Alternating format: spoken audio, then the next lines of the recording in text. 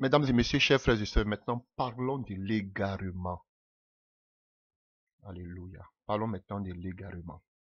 On a donné la définition de la faute, de l'erreur. On va aussi donner la définition de ce que c'est que l'égarement avant de pouvoir continuer. Alléluia.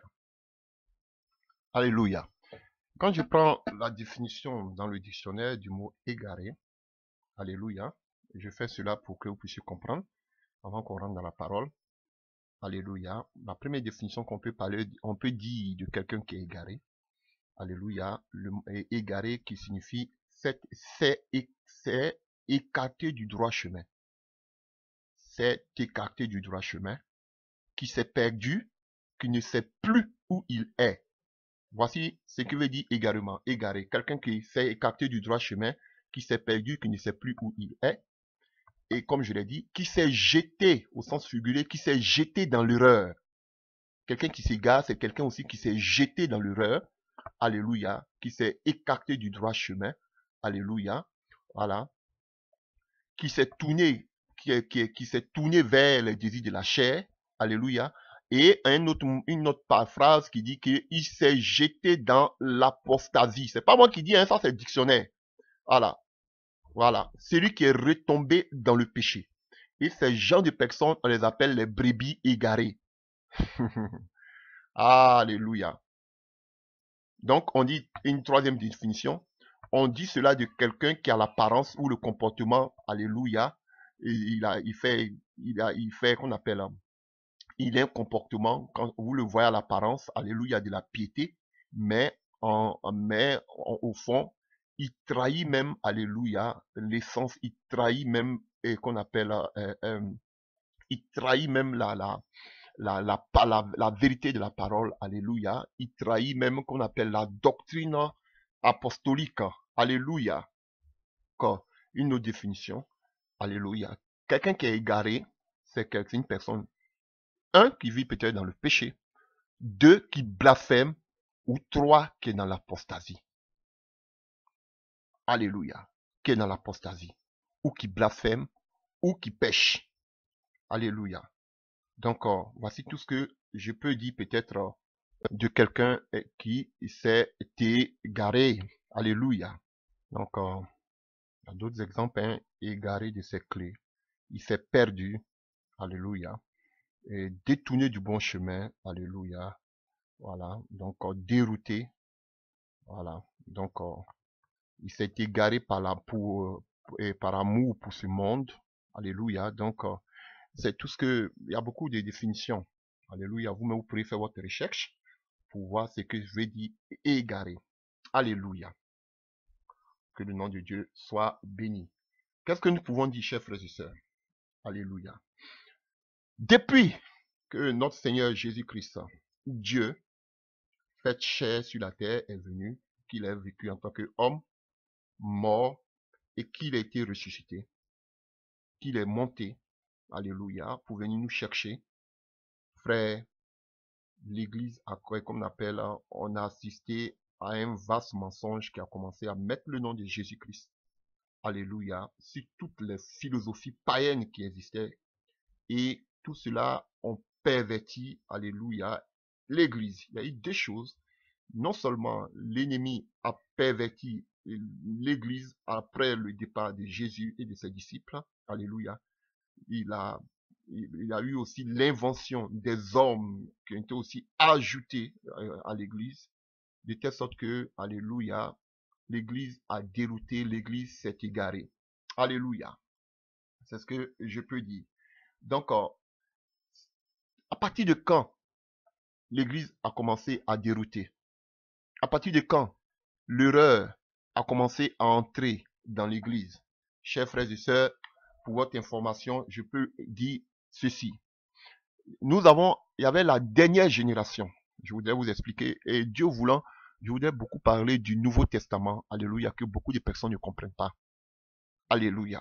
Les thèmes, pourquoi cela a été écrit, c'est important que les gens, beaucoup prêchent cela, mais beaucoup ne comprennent pas vraiment le sens.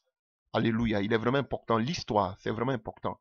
Alléluia. Et on sait que la dernière génération, lorsque je parlerai aussi du Nouveau Testament, je parlerai des écrits, des dates, à quel moment cela a été écrit, tout cela et pourquoi. Alléluia. Vous allez voir que Paul a écrit beaucoup de lettres, alléluia, bien avant même les autres apôtres. Pourquoi tout cela a été écrit, tout cela nous allons expliquer. Alléluia. Et on sait que la dernière génération du premier siècle, alléluia, c'est-à-dire la génération des apôtres, après Jésus, partait de 68, alléluia, jusqu'à 100. À partir de là, juste même avant le 68, alléluia, Paul avait déjà commencé à écrire, alléluia, les premières lettres, alléluia. Jusqu'à 100, à l'an 100 après Jésus-Christ, alléluia, ils avaient déjà pratiquement fini d'écrire toutes ces lettres et ils sont pratiquement presque tous morts. Alléluia. Voilà. Donc, ils sont pratiquement tous morts. C'est Pierre et Paul dans les années 65 après Jésus-Christ, là, et 63, 65 par là, ils étaient déjà morts sous Néron. Alléluia. Donc, à partir de cela, à partir de 100, où tous les apôtres avaient fini d'écrire, et jusqu'à leur mort, le dernier c'était Jean, jusqu'à leur mort, à partir de la mort des derniers disciples, de Paul, de Jean, alléluia. Toute cette période, après la mort des derniers disciples de Jésus-Christ, c'est ce qu'on appelait, à partir de 100 après Jésus-Christ, c'est toute cette ère-là qu'on appelait l'ère des ténèbres ou l'ère ténébreuse. La dernière fois, je l'ai dit dans une prédication, mais je ne l'ai pas expliqué. Comprenez bien, Jésus est venu, il est mort, il est parti comme homme. Il a laissé ses disciples. Ses disciples aussi sont tous morts. Quand les disciples sont tous morts, cette période-là, après la mort de Jésus-Christ de Nazareth, alléluia, il y a eu les persécutions, ils ont tué, alléluia. Et à partir de la mort des disciples, cette période, on appelle ça l'ère des ténèbres ou l'ère ténébreuse. Alléluia. Parce que c'est à partir de là que les nuages, alléluia, des lumières des ténèbres se sont abattus sur l'église. C'est la période où on a moins d'informations. Alléluia.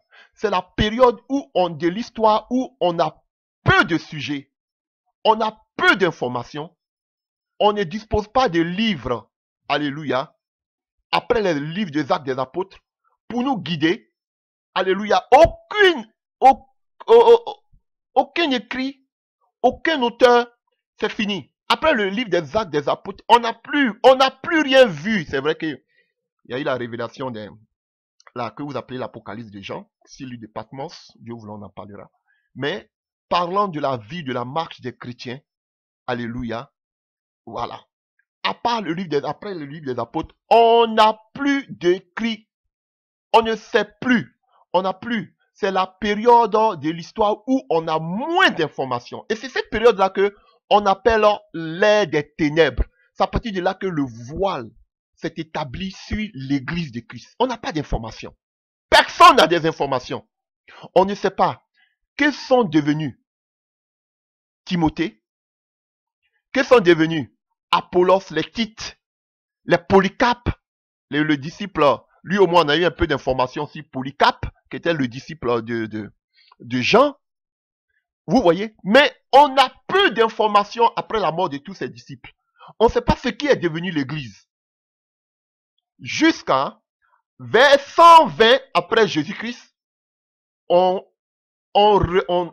s'aperçoit maintenant avec quoi? Les premiers écrits des pères de l'église catholique.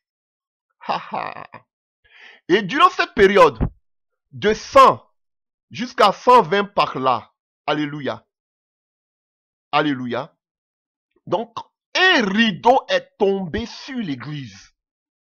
Le rideau des ténèbres. Qu'est-ce qui s'est passé après la mort des disciples jusqu'à l'arrivée des pères de l'église qui ont commencé à écrire?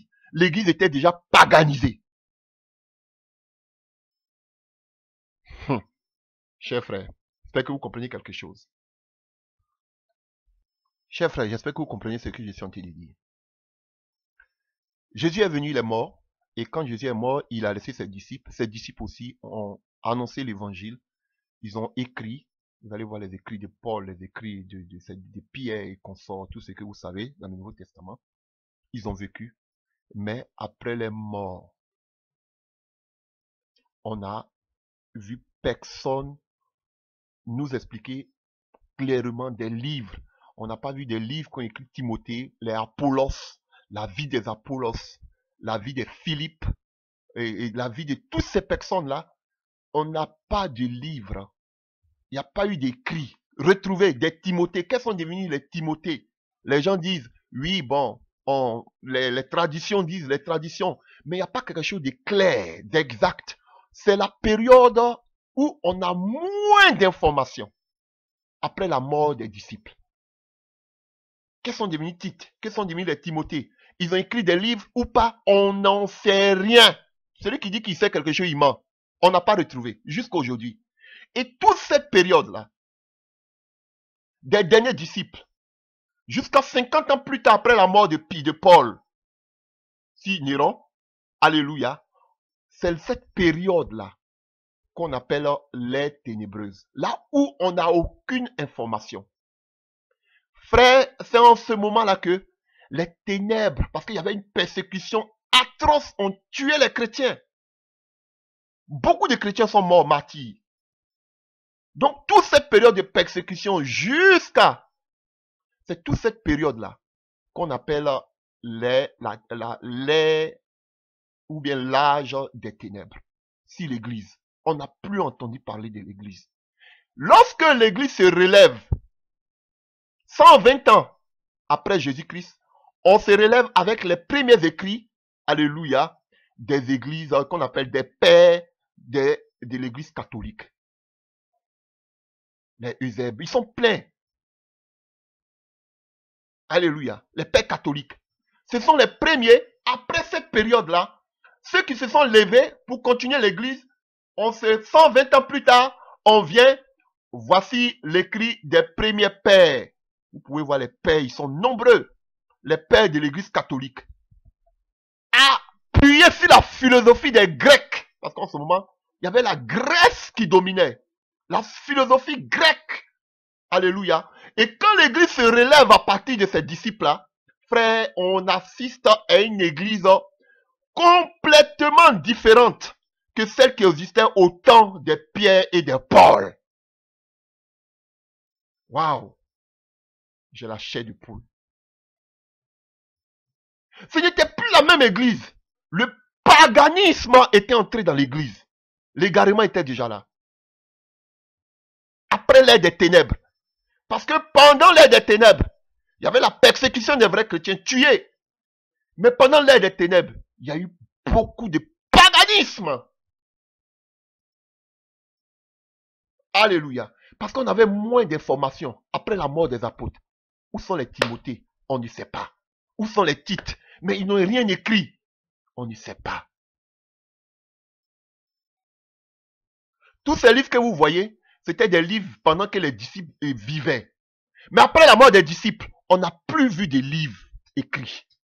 Les descendants, les qu'on appelle le relais, on n'a rien vu. C'est vrai que c'est pas parce qu'ils ne voulaient pas, mais il y avait la persécution.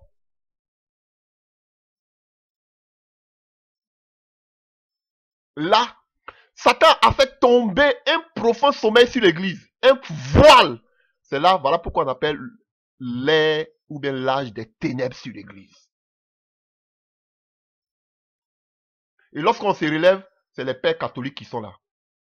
Paganisés! Et les premiers écrits, qu'on appelle les pères de l'église catholique, ils se sont levés en même temps et disent qu'ils ont reçu automatiquement l'autorité qui vient directement des dieux de l'apôtre Pierre. Donc ce sont eux qui ont l'autorité. Frère, qui leur a donné cette autorité? Ils ont changé les croyances bibliques par des pratiques occultes, par des pratiques philosophiques de la Grèce antique. Alléluia. Et frère, ils ont été séduits par le diable, qui a fait beaucoup d'ajouts et l'église s'est égarée. Jusqu'à aujourd'hui. Alors, avant de continuer, mesdames et messieurs, chers frères et sœurs, prenons un passage biblique qui est souvent mal interprété par beaucoup. Dans le livre de Matthieu, 24 à partir du verset 5. À partir du verset 3, si vous voulez. Prenons Matthieu 24 à partir du verset 1. Je préfère commencer au début. Comme Jésus s'en alla au sortir du temple, les disciples s'approchèrent pour lui en faire remarquer les constructions. Mais il a dit, voyez-vous cela, je vous dis en vérité, il ne restera pas ici pierre sur pierre qui ne soit renversé. Cela, on a vu que c'est déjà, ça a eu son accomplissement avec Titus, le fils de Vespasien, alors 70 de notre père. Il s'assit sur la montagne des Oliviers et les disciples viennent en particulier lui faire cette question. Dis-nous quand cela arrivera-t-il et quel sera le signe de ton avènement et de la fin du monde? Jésus leur répondit, prenez garde que personne ne vous séduise. Alléluia. Prenez garde que personne ne vous séduise. Car plusieurs viendront sur mon nom, disant, c'est moi qui suis le Christ, et ils séduiront beaucoup de gens. Vous attendrez parler de guerre. Ok, ce qui me préoccupe ici, c'est on nous parle de deux façons de séduction. Au verset 5, on nous dit car plusieurs viendront sous mon nom, disant, c'est moi qui suis le Christ, et ils séduiront beaucoup de gens. On n'a pas dit peu de gens, mais ils vont séduire beaucoup de gens. Et la deuxième séduction que nous avons, alors, c'est à partir du verset 11. Plusieurs faux prophètes se livreront et ils séduiront beaucoup de gens. Et parce que l'iniquité sera accrue, la charité du plus grand nombre se refroidira. Donc, on voit deux sortes de séduction. On avait parlé de la séduction, mais je n'avais pas parlé de la première partie. J'avais parlé seulement des prophètes. On voit deux séductions. On nous parle de la première séduction, disant que il y a des personnes, il y a qu'on appelle plusieurs viendront sous mon nom. Vous voyez, on dit sous le nom de Jésus. Ils n'ont pas parlé du nom, de leur propre nom. Plusieurs viendront sous son nom. Ce passage est très mal interprété par beaucoup, peut-être, et qu'on appelle à cause des peut-être des traductions. D'autres vont parler de sous mon nom ou en mon nom. Alléluia, disant, c'est moi qui suis le Christ et ils séduiront beaucoup de gens. Voici la première séduction que nous avons ici. Jésus nous dit que comme avertissement pour la fin des temps, beaucoup allaient venir et qu'ils allaient porter le nom de Jésus-Christ, montrer qu'ils viennent vraiment de Jésus, qu'ils prêchent Jésus-Christ de Nazareth. Alléluia. Et que ces hommes-là, ils allaient séduire beaucoup, plusieurs personnes. Alléluia. La pensée de beaucoup de personnes, ils pensent que ce passage se réfère à des faux Christ, à des faux Messies. Alléluia. Il y a des gens qui vont venir prendre et qui se disent que ce sont eux Jésus qu'il faut les suivre. Voici une hérésie. Voici ce que beaucoup de personnes pensent. Vous n'avez pas compris ce passage. Parce que beaucoup pensent que beaucoup vont venir dire aujourd'hui des faux prophètes, pas des faux prophètes, des faux messies, alléluia, des faux oins, disent que ce sont eux qui sont le chemin, la vérité et la vie. Ce sont eux qui sont le chemin. Frère, voici une hérésie. Dites-moi, depuis, depuis les temps passés jusqu'à aujourd'hui, dites-moi, on a vu des soi-disant personnes qui veulent qui sont venus disant qu'ils étaient des messies. Frère, soyez sincères, chers frères et sœurs, soyez sincères. On a vu combien de personnes venir dire qu'ils sont Jésus. Alléluia. Alléluia. Parce que le Christ veut dire le loin, le Messie, n'est-ce pas? Combien de personnes sont venues pour dire que ce sont eux le Messie? On a vu des faux, il y a plein, mais ils ne sont pas nombreux. Alors qu'ici, on nous dit que plusieurs viendront sous mon nom. La Bible a été claire. On parle de plusieurs personnes. Alors que ceux aujourd'hui qui disent qu'ils sont des messies ou des oins, on voit peu de personnes. Ou bien c'est faux. Tout le monde s'attend, oui, il y a des gens qui vont venir dire ce sont eux qui sont Jésus, on n'a qu'à les suivre. Mais combien de personnes sont venues dans la terre pour dire qu'ils sont Jésus? C'est un message, c'est un passage très mal interprété. Alléluia, chers frères et sœurs. Peu de personnes. Et ici, on nous dit qu'ils séduiront beaucoup de gens. La plupart de ces personnes aujourd'hui qui sont venues, qui disent que ce sont eux les Messies, ils n'arrivent même pas à 10 dans le monde entier. Ils n'arrivent pas à 10, alors que la Bible, la parole nous dit que plusieurs viendront. Mais ceux qui viennent dire qu'ils sont Jésus, si vous voulez, là, on ne voit même pas. Et ils sont peu. Et la Bible dit qu'ils allaient séduire beaucoup de personnes. Alors qu'ici, on voit qu'ils ne séduisent. La plupart de ces faux Messies là, qui existent là, il n'y a même pas beaucoup de personnes qui les suivent. On ne parle même pas encore des prophètes. Alléluia. Il n'y a même pas beaucoup de personnes qui les suivent. Donc c'est une erreur. Qu'est-ce que Jésus voulait dire ici? Que beaucoup de gens ne comprennent pas ce passage. Jésus ne s'est pas trompé quand il disait que beaucoup allaient venir à mon nom, disant que ce sont eux. Comment ils peuvent venir au nom de Jésus-Christ? Parce que lui-même il dit, ils vont venir à mon nom ou sous mon nom, et disant que ce sont eux qui sont les Messies. Ce sont eux qui sont les oints. Jésus ne s'est pas trompé quand il parlait. Donc, c'est un passage que beaucoup même ne touchent même pas parce qu'ils se disent que il va y avoir des faux Messies au nom de Jésus. C'est mal interprété. Qu'est-ce que le Seigneur voulait dire par ce passage? Il voulait dire tout simplement que beaucoup d'individus, beaucoup de personnes viendraient et proclameraient que Jésus-Christ est le Messie. Beaucoup allaient venir dire qu'ils sont de Dieu, ils sont de Jésus, ils croient en Jésus, ils prêchent Jésus. Mais et ces gens-là vont séduire beaucoup de personnes. Mais par quoi? Alléluia. Ils allaient beaucoup séduire beaucoup de gens. Pourquoi? Parce qu'ils allaient renverser la parole de Dieu. Alléluia. Ils parlaient mauvais enseignements. Voilà pourquoi tous les apôtres luttaient pour la doctrine.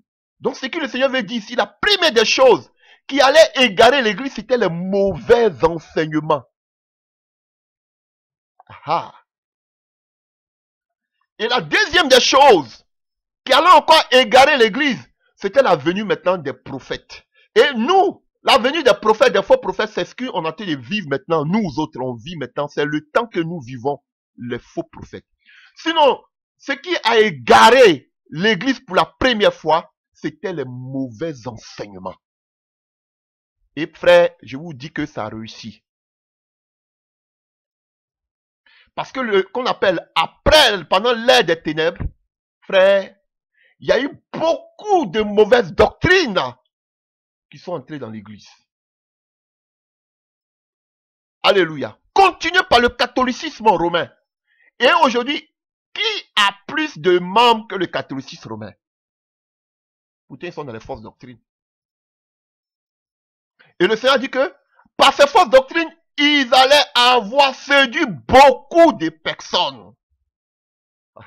Ils se proclament être de Dieu, mais ils ont égaré beaucoup de personnes. Alléluia. Par quoi? Le christianisme. Et après la mort de Jésus, alléluia, pendant cette ère, l'âge des ténèbres, avec l'apparition des pères catholiques, les pères, comme même se prétend, les pères de l'église, comme on les appelle, comme dirait un historien, le christianisme, alléluia, n'a pas détruit le paganisme. Il y avait le paganisme, mais le christianisme créé par ces gens-là, ces pères de l'église, alléluia, ont plutôt adopté, qu'on appelle le paganisme. Ils ont mis le paganisme dans l'église. Alléluia. A commencer même par Constantin, qui était un roi romain idolâtre, qui adorait le dieu soleil Ra, les divinités égyptiennes. Tout ce paganisme est entré dans l'église. Frère, l'esprit grec qui se mourait, alléluia, repli après qu'on appelle la mort de Constantin, et j'ai dit Alexandre le Grand, alléluia, a commencé à reprendre vie, alléluia, par la théologie. Oui, toute la théologie, c'était la grecque ancienne, c'était la philosophie. Vous voyez tout ce qui est entré dans l'église par des mauvais enseignements, c'est ce que Jésus disait ici. Et ils allaient séduire beaucoup. Alléluia. La philosophie grecque est entrée aujourd'hui dans l'église que vous appelez la théologie. Alléluia. La liturgie dans l'église qu'on appelle dans l'église catholique. Alléluia. Et on sait que la philosophie grecque avait régné des siècles. Alléluia.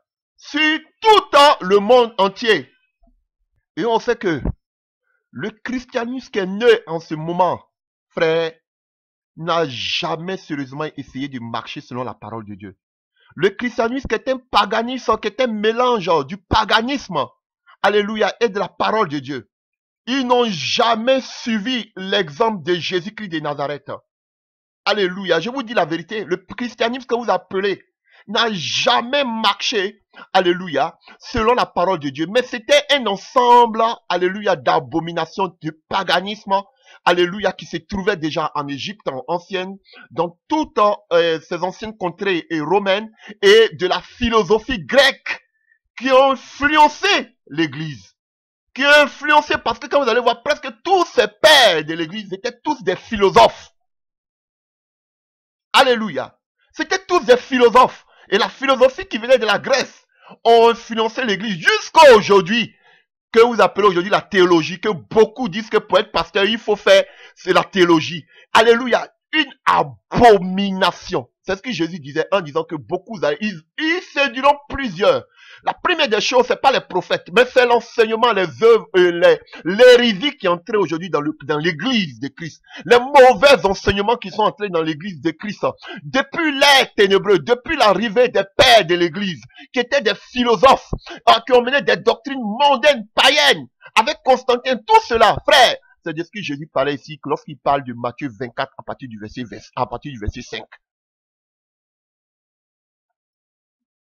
Alléluia. Alléluia. Donc, chers frères, le christianisme, alléluia, c'était la dernière invention, la plus grande création de l'ancien monde, la plus grande création que Satan a inspirée à tous ces faux, ces qu'on appelle ces pères de l'église. Alléluia. La plus grande invention parce que ça n'avait rien à voir avec l'église apostolique. Alléluia.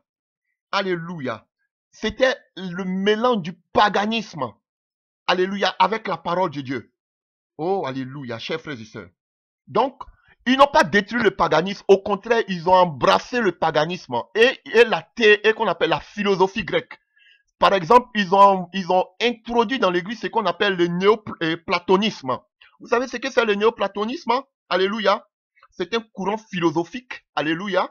Qui avait dominé les esprits au IIIe siècle. Le néoplatonisme, c'est une synthèse, c'est-à-dire que qu'on appelle un mélange entre la philosophie de Platon, qui a beaucoup influencé, alléluia, le monde entier, alléluia, par sa philosophie, alléluia. Et on voit Paul quand il arrive qu'on appelle dans le livre des Actes des Apôtres, il arrive à Athènes.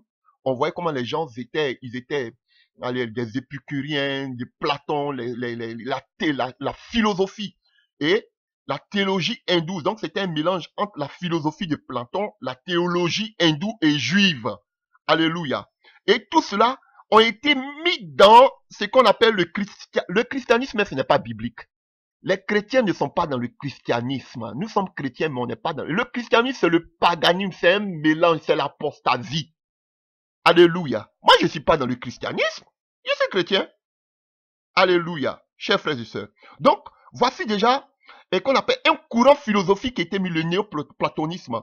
Et il y avait un père de l'église qui était un fervent qu'on appelle un fervent élève du néoplatonisme, qu'on appelle Thomas d'Aquin.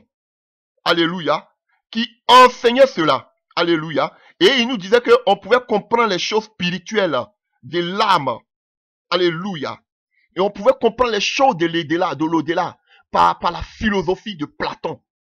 Vous comprenez? Et ce sont des choses qui sont arrivées dans l'église. Aujourd'hui, et ce que vous appelez aujourd'hui la théologie vient de tout cela. Et n'oubliez pas que Thomas d'Aquin était vraiment un père de l'église. Ils étaient nombreux. Des gens qui étaient des théologues, qui étaient des philosophes. Ce sont eux aujourd'hui qui ont été le socle, la base aujourd'hui du paganisme de l'église catholique. catholique qu'on appelle romaine, si les gens, sur lesquels aujourd'hui les gens se sont appuyés, dont on fait la messe, aujourd'hui, qu'on appelle, comment vous appelez, la messe des morts, alléluia, et on les appelle Saint, voici ça, des philosophes. Vous voyez comment par l'enseignement, ils ont séduit beaucoup de personnes. Et on vous dira que si vous ne faites pas la théologie, vous n'êtes pas vraiment appelé de Dieu. Vous voyez comment les gens sont tarés, comment les gens ont été aveuglés. Quelque chose qui n'est même pas dans la Bible. L'égarement. L'ignorance. Voilà comment Satan a mis un voile sur l'église. Pour faire entrer des doctrines païennes dans le monde, qu'on appelle dans l'église. Alléluia. Alléluia. Aujourd'hui, je vais vous parler. Ils ont créé encore. Ils ont accepté, le christianisme a accepté cette doctrine qu'on appelle le gnotisme. Gnotisme. Alléluia. Le gnosticisme. Le gnosticisme. Qu'est-ce que c'est que le gnosticisme? Alléluia. Ça, c'est les pères de l'église. Alléluia. C'est vrai qu'il y a la gnose chrétienne. Alléluia. Mais, qu'est-ce qu'ils disent? Ceux qui croient qu'on appelle au gnosticisme. Alléluia. Et c'était une doctrine qui était défendue par les pères de l'église, des philosophes. Alléluia. Alléluia. Qui croient que par la connaissance de soi-même, l'homme peut trouver Dieu en lui. Vous voyez? C'était un mélange que, vous voyez, faut développer, comme vous attendez, ces faux prophètes le disent, développe, tu dois maîtriser ton entourage, tu dois te maîtriser toi-même, tu dois te connaître toi-même. Alléluia. Vous voyez? Ce qu'aujourd'hui ils prêchent qu'on appelle le yoga. Vous voyez? Frère, c'est ce que Jésus disait ici. Par des mauvais enseignements, ils vont séduire beaucoup. Et beaucoup aujourd'hui sont séduits. Regardez tous ces faux pasteurs qui enseignent des doctrines du diable. Vous les voyez? Alléluia. Et le gnosticisme est un système de pensée dualiste qui regroupait des doctrines variées du bassin méditerranéen et du Moyen-Orient. Alléluia. Et qui se caractérisait généralement par l'affirmation des êtres humains sont des âmes divines emprisonnées dans un monde matériel créé par un Dieu mauvais ou imparfait. Donc, toi-même, pour arriver à Dieu, tu devais te maîtriser toi-même. Voici la sorcellerie. Voici comment on pousse les gens à faire la sorcellerie. Frère, je vous dis, comme ma femme a l'habitude de le dire, dans le passé, même les sorciers, même eux qui faisaient la sorcellerie, se cachaient. Même à l'église catholique, même les sorciers, même, ils avaient peur même d'arriver, même dans les églises catholiques. Mais aujourd'hui, les sorciers, on les voit. Même nos pasteurs sont des sorciers. Les sorciers ne se cachent plus. Parce qu'avec des doctrines comme ça, vous les voyez. Les prophètes font la sorcellerie. Les pasteurs font la sorcellerie. Ils communiquent même la sorcellerie même à leurs membres, entre parenthèses. Mais frère, c'est normal. Et celui qui prêche la vérité, on pense qu'il est dans le faux. Mais ces faux prophètes, ces faux serviteurs de Dieu qui vous parlent de la maîtrise de soi, qui vous parlent je dis la maîtrise de soi, qui vous parlent qu'on appelle du yoga, maîtriser l'être intérieur qui est en vous, qui enseigne le gnosticisme. Vous acceptez cela. Ça, c'est normal. Oh, Seigneur, pitié de nous. Ah. Et pour continuer encore par rapport à ça, c'était un mélange, je vous ai dit tout à l'heure, entre la philosophie grecque, alléluia, la philosophie hellénique et le judaïsme. Quand on vous parle de qu'on appelle la Kabbale, vous voyez, c'est tout ça que tu dois maîtriser toi-même ta personne, ton être intérieur pour accéder à Dieu. Vous voyez, voici tout ce qu'il disait. La sorcellerie. Attendez là, je vais vous donner un peu des définitions du gnosticisme. Là. Alléluia. La gnose. Alléluia. Je vais vous donner un peu. Alléluia. On dit l'hérésie gnostique représentait certainement la plus grande menace pour l'église primitive. Donc ça existait déjà depuis l'église primitive, au cours des 3 premiers siècles de son histoire. La gnose, influencée par des philosophes tels que Platon, est fondée sur 2 idées fausses. Tout d'abord, elle enseigne un dualisme matière-esprit. Les gnostiques affirment que la matière est intrinsèque mauvaise, tandis que l'esprit est bon. Donc, qu'est-ce qu'ils disent? Le corps que vous avez, le corps là, vous ne devez pas prendre compte de ce corps, mais vous devez vivre dans l'esprit. Vous voyez comment on apprend? Donc, c'est-à-dire sortir de votre corps. Alléluia. Et ils enseignaient cela déjà. Appuyez sur la philosophie. Aujourd'hui, ce qui se passe aujourd'hui dans l'église. Vous voyez, les pasteurs, les gens qui disent que il faut maîtriser le spirituel. Il faut sortir de son corps. Tu peux sortir de ton corps. Voilà. Ils enseignaient ça déjà. Alléluia. Vous voyez? Et qu'est-ce qu'il faut encore? Les gnostiques, quand se prétendent les détenteurs d'une connaissance supérieure, d'une vérité supérieure révélée seulement à certains. Vous voyez? Ils disent que tu dois avoir la connaissance. Et c'est pas tout le monde qui doit avoir cette connaissance. C'est certaines personnes seulement qui doivent avoir la connaissance supérieure. C'est que tout le monde vous enseigne. L'art des maîtres. Ces faux prophètes. C'était le gnosticisme. Aujourd'hui, tu es dans l'église. C'est ce que Jésus parlait. Il y a d'autres qui sont des saints, il y a d'autres qui ont la connaissance, il y a d'autres qui n'ont pas la connaissance. Alléluia. Alléluia. Donc, frère, il faut comparer l'enseignement à la doctrine de la foi. Alléluia. Et ils disent que pour que tu puisses, tu as besoin de qu'on appelle, pour avoir le salut, ils disent que tu dois obtenir l'acquisition du salut par la connaissance divine, par qu'on appelle, par des illuminations. Alléluia. C'était complètement, alléluia, je suis dépassé, frère. Alléluia.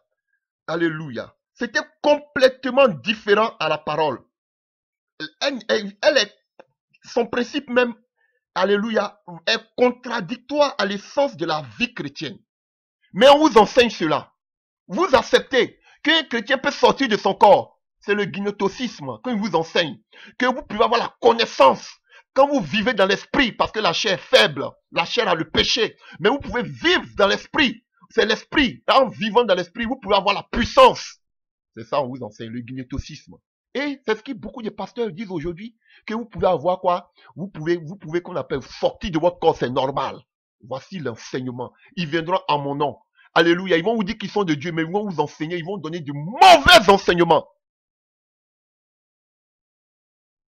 Et tout cela s'enseignait depuis l'église primitive, depuis qu'on appelle l'ère des ténèbres, jusqu'à qu'on appelle au père de l'église. Ils enseignaient ce genre de choses qui sont entrées aujourd'hui dans le catholicisme romain jusqu'à ce que les églises évangéliques l'ont adopté. Jusqu'à aujourd'hui, tous ces pasteurs aujourd'hui le prêchent. Vous voyez, c'est pas seulement la puissance, mais les mauvais enseignements qu'on vous donne. Alléluia. Je vais vous donner aujourd'hui. Il y a un autre mot aussi, une autre tendance qu'on appelle la théosophie. Alléluia. Alléluia, qui sont basées sur des doctrines exotériques. Alléluia. Et de là découle, comme ils appellent ça aussi, l'art des maîtres. La doctrine des maîtres. Alléluia. Et de là découle ce que vous appelez la franc-maçonnerie, la rose-croix, martinisme ou même la nouvelle acropole. Alléluia. Donc, on vous dit que c'est seulement les consacrés. Ça sort sur l'hindouisme et le bouddhisme. Alléluia. Voilà.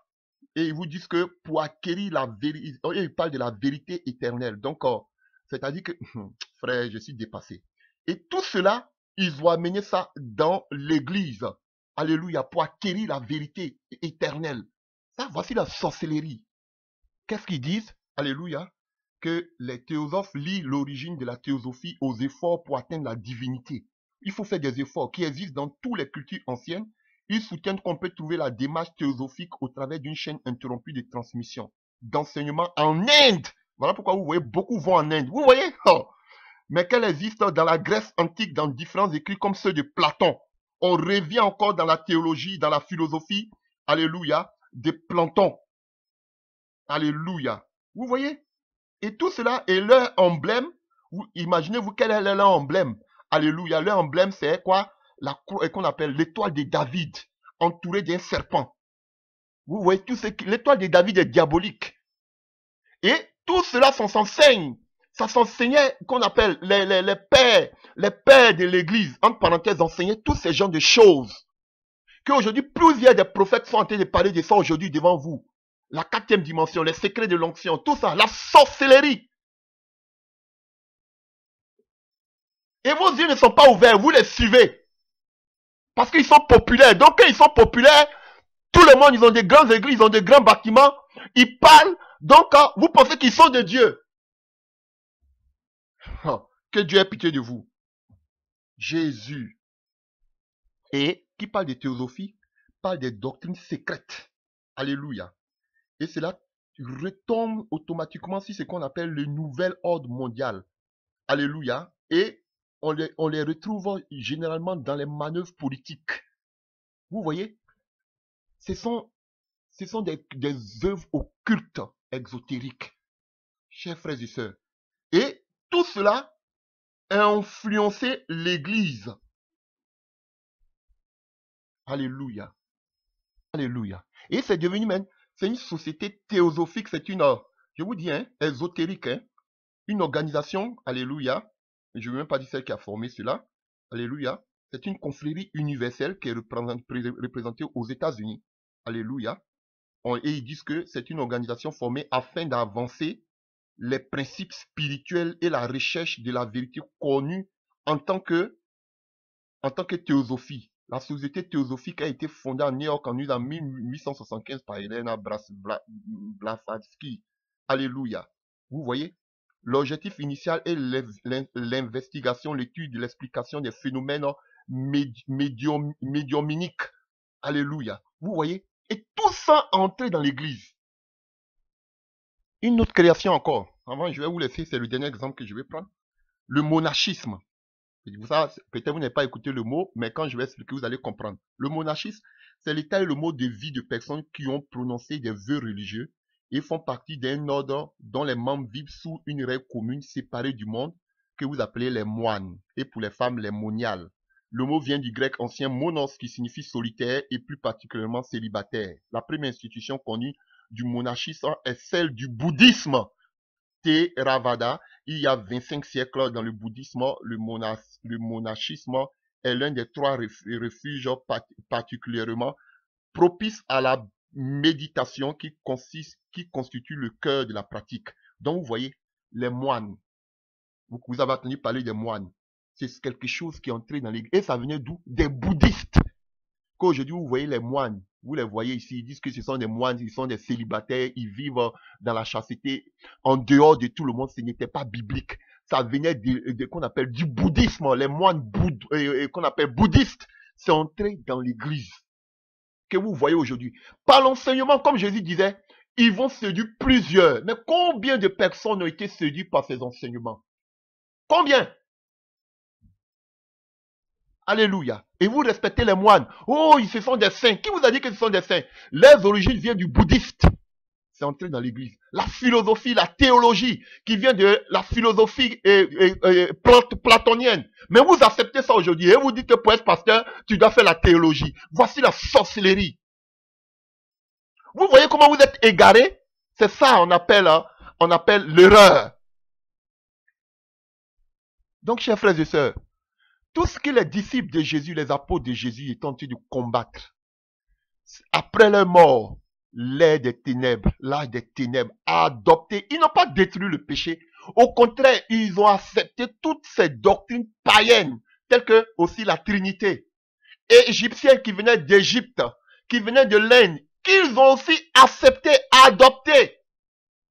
À part tout ce que je viens de citer, on a qu'on appelle la Trinité, qu'aujourd'hui, ils ont aussi accepté. Aujourd'hui, je vois des soi-disant pasteurs, prophètes de Dieu, aujourd'hui, qui disent prêchent la sanctification et consort, qui sont des trinitaires, qui disent qu'ils prêchent la vérité. L'erreur. Ils sont égarés. Frère, la Trinité n'est pas biblique. La Trinité vient des doctrines égyptiennes. Ils ont adopté cela. Beaucoup de choses ont été adoptées.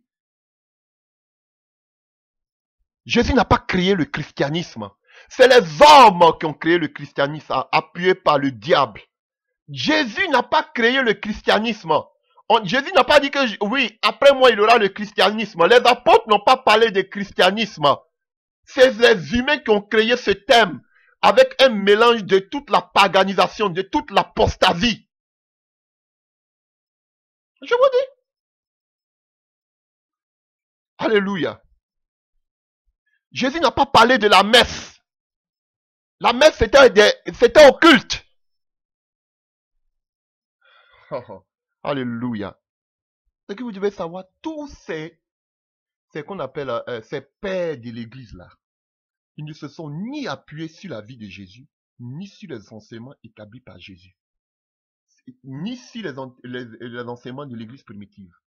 Mais au contraire, ils ont adopté le paganisme qui s'est passé dans tout temps qu'on appelle, qu'on appelle ces temps antiques.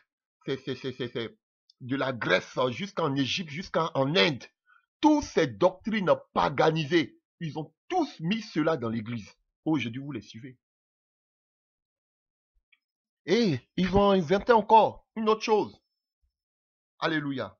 Que nous puissions obtenir le salut par les bonnes œuvres, comme beaucoup aujourd'hui le prêchent maintenant. Les mauvais enseignements. Alléluia. Ils ont créé les dénominations. Et ils nous disent que ce n'est plus par la foi que nous sommes sauvés, mais c'est par les œuvres que nous devons poser pour être sauvés. Alléluia. Tirez ça encore du bouddhisme, là où on parle du karma. Alléluia.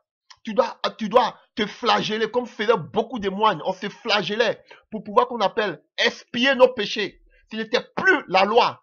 On voyait Martin Luther même qui marchait, qui était en train de ramper. Alléluia. Si ses genoux, il se faisait blesser jusqu'à ce qu'il atteigne une parole pour dire que ce n'est pas par les œuvres, mais c'est par la foi. Aujourd'hui, on pense qu'en donnant tes biens, en faisant de bonnes œuvres, tu peux accéder, tu peux payer le paradis, tu peux aller au paradis. Alors, ils vont parler de messe de requiem. Alléluia. Tu peux payer le prêtre et prier pour toi pour que ton âme puisse aller, qu'on appelle dans le purgatoire, pour que Marie puisse intercéder pour toi pour que tu arrives au paradis. Voici la sorcellerie. Frère, l'adoration qu'on appelle de la déesse du ciel, qu'ils appellent Marie aujourd'hui. Frère, des imaginations diaboliques qui sont entrées aujourd'hui dans l'église. Pourquoi les disciples n'ont pas adoré Marie? Alléluia. Chers frères et sœurs, je vous dis, ce n'est pas par les œuvres, c'est vrai. Alléluia. Qu'il faut donner. Quand même, je prends la parole même qu'on appelle une passage qui est vraiment mal interprété par beaucoup. Et Matthieu 25 à partir du verset 35. Quand Jésus dit, j'ai eu faim et vous m'avez donné à manger, j'ai eu soif et vous m'avez donné à boire. Et on dira, mais Seigneur, quand nous avons donné, tu avais faim, puis nous t'avons donné à manger. Jésus dit, lorsque vous avez fait cela à un des plus petits, à un de mes frères. Ici, ce contexte, Jésus parlait du peuple d'Israël, parce qu'ils étaient en train de parler de la destruction du temple d'Israël. Et de quelle période il parlait? Il parlait de la période de la grande persécution, de la grande tribulation, où le peuple d'Israël allait fuir et se réfugier dans les montagnes. Alléluia. Ils allaient fuir. Et il y a des personnes qui allaient leur donner à manger, il y a des personnes qui allaient les recueillir, parce qu'ils étaient en train de fuir la grande tribulation. C'est de ça là que le Seigneur est en train de parler. Chers frères, vous ne comprenez pas la parole de Dieu. Le Seigneur est en train de parler de ceux qui vont soutenir. Il parle de ses frères, il parle des Israélites qui auront compris et qui seront persécutés par l'Antichrist. Quand il parle de ses frères, il ne parle pas de vous les chrétiens, il parlait de, entre parenthèses, de ses frères israélites. C'est de ça qu'il parle ici. Alléluia. Et quand vous prenez Jacques 1, alléluia, à partir du verset 27, pour parler de qu'on appelle la religion, la religion pure consiste, alléluia, qu'on appelle à visiter qu'on appelle à pouvoir aux besoins des orphelins, des veuves, aux consorts. Vous parlez de religion, c'est ça, c'est écrit, la religion. Nous, moi, je ne suis pas religieux. On sait qu'il faut pouvoir aux besoins. Dans les actes des apôtres, ils ont pouvoir aux besoins. Mais frère, ne pensez pas qu'en faisant cela, vous pouvez hériter du royaume des cieux, ou bien en pouvoir. Frère, Dieu vous-même vous appelle aussi. Alléluia. Parce que vous êtes assis dans vos canapés, vous pensez qu'il suffit seulement d'amener de l'argent soutenu pour penser que vous pouvez ouvrir la porte au ciel pour dire devant le Seigneur, devant le tribunal, Seigneur, j'ai pourvu aux besoins pour que l'œuvre de Dieu puisse avancer. Dieu t'appelle à ça. On veut vous montrer que c'est bon parce que vous soutenez l'œuvre. Mais dans vos pensées, c'est parce que vous êtes encore dans l'apostasie catholique. Au catholicisme, ce sont des choses qui existaient déjà par les œuvres. On est sauvé par les œuvres, en donnant, en faisant du bien. C'est comme ça l'église occidentale, l'église de l'Occident. Alléluia, ils ont jeté le Saint-Esprit et regardez généralement que la plupart de ceux qui parlent des œuvres ne parlent pas du Saint-Esprit. C'est ça. Parce que l'église qu'on appelle apostate, l'église qu'on appelle catholique ne parle pas du Saint-Esprit. Mais il parlait des œuvres. C'est ce que Martin Luther avait compris. Regardez tous ceux qui parlent des œuvres là. Le Saint-Esprit, ils ne veulent pas en parler. Parce que eux-mêmes, ils disent qu'ils ne sont pas formatés. Pourtant, ils sont formatés. Parce qu'on a mis le Saint-Esprit de côté, on vous dit vous n'avez plus besoin de parler en langue, vous n'avez plus besoin de jeûner, de prier, vous n'avez pas besoin de ça. Posez de bonnes œuvres pour que d'autres partent. Et là, Dieu va vous bénir. Dieu n'est pas mauvais pour oublier vos bonnes œuvres. Voici comment ils sont formatés. Le mauvais enseignement. Tirez tout droit du catholicisme, de l'âge ténébreux. Alléluia. Et tout ce que vous cherchez à faire, tous les biens que vous êtes tentés de donner, ça sert à quoi? À payer des bâtiments. Des bâtiments. Des bâtiments. Oh, Jésus, aie pitié de nous. Et ils sont aveuglés. Parce qu'il y a de mauvais enseignements qui sont divulgués. Un mélange.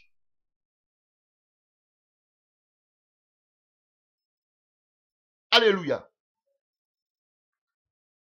Et tout cela a été tiré encore du bouddhiste. Du bouddhisme, les œuvres. Parce que vous pensez que je m'amuse. Parce que les meilleurs en matière de gentillesse, d'amabilité, en matière de bonnes œuvres, alléluia, il est reconnu dans le monde entier. Où ces gens-là ont tiré cela? C'est chez les bouddhistes. Taï. C'était les gens les plus doux, les gens les plus serviables, les personnes les plus gentilles, personne ne peut les égaler. C'est en là qu'ils ont tiré ces œuvres aux ténébreuses. Alléluia, pour dire que c'est pas les œuvres. Il faut montrer de bonnes œuvres. Frère. Et ce sont ces mêmes gens qui parlent de bonnes œuvres. Ce sont eux encore qui ont créé ce qu'on appelle les guerres saintes. Oui, je vous dis, ceux qui ont plus tué, ce n'est pas la première guerre ni la deuxième guerre. C'est l'église catholique qui a plus tué les chrétiens. Les véritables chrétiens. Par ce qu'on appelle les croisades. Vous avez entendu parler des croisés, les guerres saintes. Comme la djihad islamique chez les musulmans. Ce sont eux. Alléluia. Le prêtre pouvait bénir le chevalier. Alléluia. Qui devait participer aux croisades. Il pouvait tuer du matin jusqu'au soir pour défendre l'église. Entre parenthèses, l'église. Mais il était béni par les pères. Parce qu'on disait qu'il faisait une guerre pour Dieu. Sorcellerie. Alors qu'on nous dit que Jésus-Christ était un simple charpentier. Humble et charpentier. Jésus n'a pas répandu le sang pour pouvoir emmener son évangile. Mais ils ont créé des guerres saintes avec les croisés. Les croisades que vous connaissez. Vous connaissez. Et ces chevaliers l'ont tué.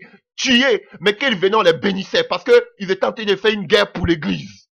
La sorcellerie. Et voici toutes ces abominations qui sont entrées aujourd'hui dans l'église. Que vous acceptez.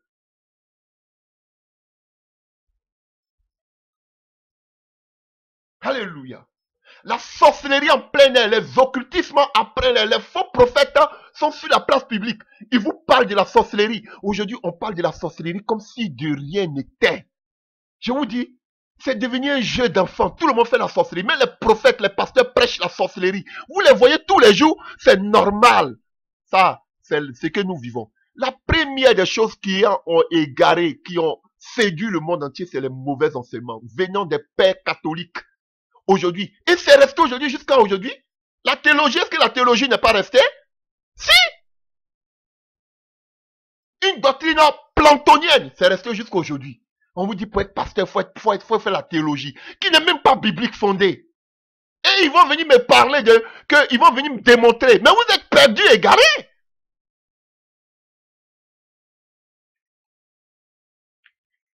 Alléluia. Ils ont mené des doctrines telles que qu'on appelle, comment je n'ai pas appelé ce mot-là, la prospérité. Voici des doctrines de ce monde. Celui qui veut aimer le monde est ennemi de Dieu. Ils vont parler des finances dans le ciel. Mais vous êtes perdus. Regardez-les. Tous ceux qui parlent des finances, qui parlent de la gloire, ils ne vous parleront jamais de vos péchés. Ils ne vous parleront jamais de la croix. Ils ne vous diront pas comment faire pour que vous puissiez hériter du royaume des cieux. Regardez-les tous. Comme on les dénonce, ils vont parler une fois dessus. Regardez-les bien, ils vont parler une fois, 2 fois. Et après, ils vont continuer la connerie. Ouvrez vos yeux, frère. Et s'il y a l'église aujourd'hui un problème, c'est parce qu'on a affaire à des illettrés bibliques. Des gens qui ne lisent pas la parole de Dieu. Qui peuvent la lire mais qui ne la comprennent pas. Matthieu 4, verset 4. L'homme ne vivra pas seulement de la gloire de ce monde, du pain de ce monde, des biens de ce monde, mais de la parole de Dieu. Des illettrés bibliques, des gens qui ne mangent pas la parole, mais qui laissent leurs pasteurs, leurs prophètes manger la parole à leur place et les dicter ce qu'ils doivent faire. Alléluia. La philosophie grecque, alléluia, a influencé l'église. Alléluia. Le mensonge, en mettant le nom de Jésus-Christ devant. Des philosophies païennes, idolâtres, perverties, inventées par les hommes. Et on dit que c'est le nom de Jésus qui est devant. Regardez tous ces faux prophètes. Ils vous disent qu'ils viennent de Jésus. Mais regardez tous ces mauvais enseignements qui vous inculquent. Mais vous acceptez. La première des choses qui vont séduire, ce sont les mauvais enseignements. Qui ont perverti l'église. La deuxième des choses, c'est les faux prophètes par les faux miracles.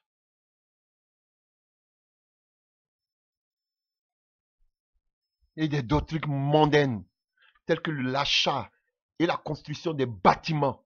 On n'a pas vu ça au temps des apôtres. On n'a pas vu cela au temps des apôtres. Cela a commencé à partir des pères de l'église, à partir de Constantin, qui cherchait à construire. Et alléluia. Construire, pensant que Dieu était là. À partir de là, ils ont construit la basilique Saint-Pierre de Rome. Vous le savez? Mais pourquoi vous suivez toutes ces pratiques? Et vous voulez montrer que c'est différent. Vous, ce que vous faites, Dieu est dedans. Mais vous êtes perdus. Revenez à l'évangile authentique. Aujourd'hui, le mensonge est tellement entré que si on parle, on vous dit que vous êtes des menteurs parce qu'il n'y a pas beaucoup de personnes qui vous suivent. Mais nous, beaucoup de personnes nous suivent. Ça prouve que nous sommes dans la vérité. Voici la sorcellerie.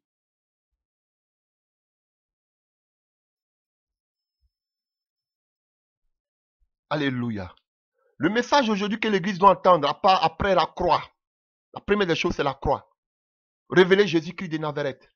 Préparer l'Église en se sanctifiant, en se repentant pour l'enlèvement. La chose qu'aujourd'hui, le thème qu'aujourd'hui l'Église doit entendre, frère, après ce que je viens de citer, c'est les prophéties bibliques de la fin des temps.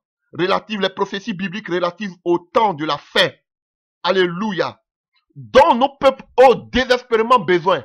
Ils ont besoin d'écouter des choses qui vont arriver. Qui prêche ce qui doit arriver?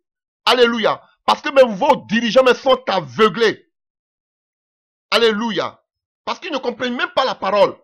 Le peuple de Dieu, les disciples n'ont pas manqué. Jésus même n'a pas manqué d'enseigner ce qui devait arriver dans les temps futurs.